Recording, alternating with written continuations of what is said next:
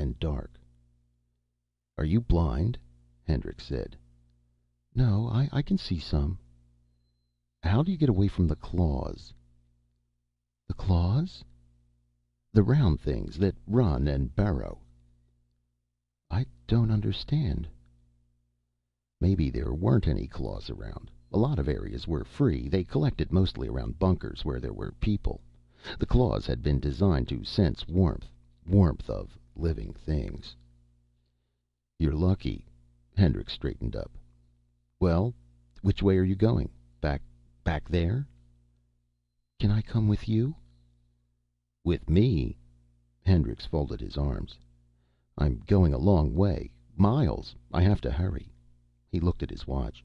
"I have to get there by nightfall." "I want to come." Hendricks fumbled in his pack. "It isn't worth it. Here." He tossed down the food cans he had with him. "You take these and go back, okay?" The boy said nothing. "I'll be coming back this way in a day or so. If you're around here when I come back, you can come along with me, all right?" "I want to go with you now." "It's a long walk." "I can walk." Hendricks shifted uneasily. It made too good a target, two people walking along, and the boy would slow him down. But he might not come back this way, and if the boy were really all alone... "Okay, come along." The boy fell in beside him. Hendricks strode along. The boy walked silently, clutching his teddy bear. "What's your name?" Hendricks said after a time. "David Edward Derring." "David, what happened to your mother and father?" "They died." "How?" "In the blast." "How long ago?" "6 years." Hendricks slowed down. "You've been alone 6 years?" "No, there were other people for a while. They went away." "And you've been alone since?" "Yes." Hendricks glanced down. The boy was strange, saying very little, withdrawn. But that was the way they were, the children who had survived. Quiet, stoic. A strange kind of fatalism gripped them. Nothing came as a surprise. They accepted anything that came along. There was no longer any normal, any natural course of things, moral or physical, for them to expect. Custom, habit, all the determining forces of learning were gone. Only brute experience remained. "Am I walking too fast?" Hendricks said. "No." "How did you happen to see me?" "I was waiting." "Waiting?" Hendricks was puzzled. "What were you waiting for?" "To catch things." "What kind of things?" "Things to eat." "Oh." Hendricks set his lips grimly. A 13-year-old boy living on rats and gophers and half-rotten canned food, down in a hole under the ruins of a town, with radiation pools and claws and Russian dive mines up above, coasting around in the sky. "Where are we going?" David asked. "To the Russian lines." "Russian?" "The enemy. The people who started the war. They dropped the first radiation bombs. They began all this." The boy nodded. His face showed no expression. "I'm an American," Hendricks said. There was no comment. On they went, the two of them, Hendricks walking a little ahead, David trailing behind him, hugging his dirty teddy bear against his chest. About 4 in the afternoon they stopped to eat. Hendricks built a fire in a hollow between some slabs of concrete. He cleared the weeds away and heaped up bits of wood. The Russians' lines were not very far ahead. Around him was what had once been a long valley, acres of fruit trees and grapes.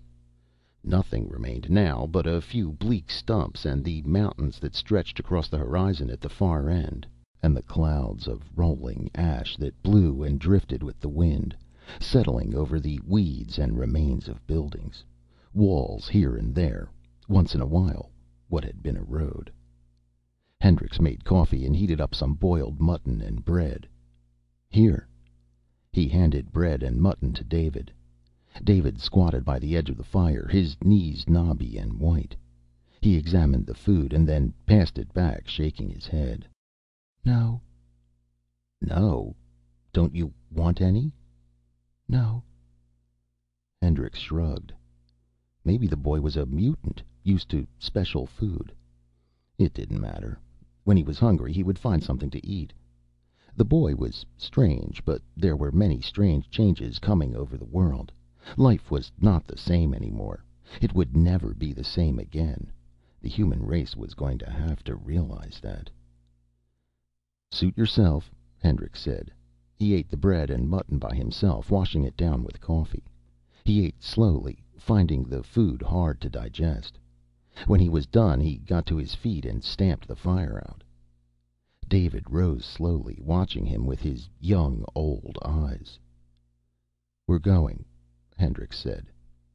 All right. Hendricks walked along, his gun in his arms. They were close. He was tense, ready for anything.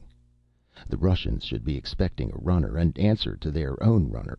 But they were tricky. There was always the possibility of a slip-up. He scanned the landscape around him. Nothing but slag and ash, a few hills, charred trees, concrete walls. But someplace ahead was the first bunker of the Russian lines, the forward command. Underground, buried deep, with only a periscope showing, a few gun muzzles, maybe an antenna. Will we be there soon? David asked. Yes. Getting tired? No. Why then? David did not answer. He plodded carefully along behind, picking his way over the ash. His legs and shoes were gray with dust. His pinched face was streaked, lines of gray ash in rivulets down the pale white of his skin. There was no color to his face, typical of the new children growing up in cellars and sewers and underground shelters. Hendricks slowed down. He lifted his field glasses and studied the ground ahead of him. Were they there, someplace, waiting for him? Watching him the way his men had watched the Russian runner? A chill went up his back.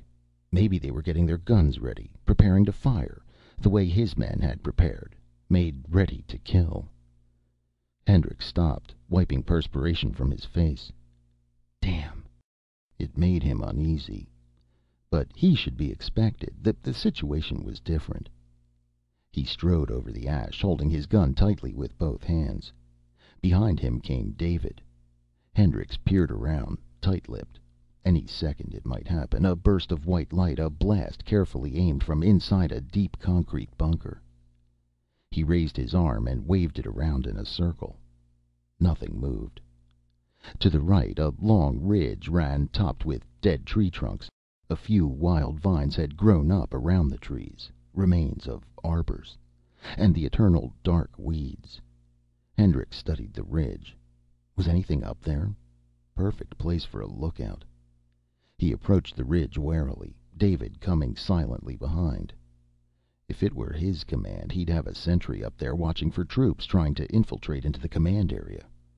Of course, if it were his command, there would be the claws around the area for full protection. He stopped, feet apart, hands on his hips. Are we there? David said. Almost. Why have we stopped? I don't want to take any chances. Hendricks advanced slowly. Now the ridge lay directly beside him, along his right, overlooking him. His uneasy feeling increased. If an Ivan were up there, he wouldn't have a chance. He waved his arm again. They should be expecting someone in the UN uniform in response to the note capsule, unless the whole thing was a trap. Keep up with me. He turned toward David. Don't drop behind. With you? Up beside me. We're close. We can't take any chances. Come on. I'll be all right. David remained behind him in the rear, a few paces away, still clutching his teddy bear. Have it your way. Hendricks raised his glasses again, suddenly tense. For a moment, had something moved? He scanned the ridge carefully. Everything was silent, dead. No life up there, only tree trunks and ash, maybe a few rats. The big black rats that had survived the claws. Mutants. built their own shelters out of saliva and ash. Some kind of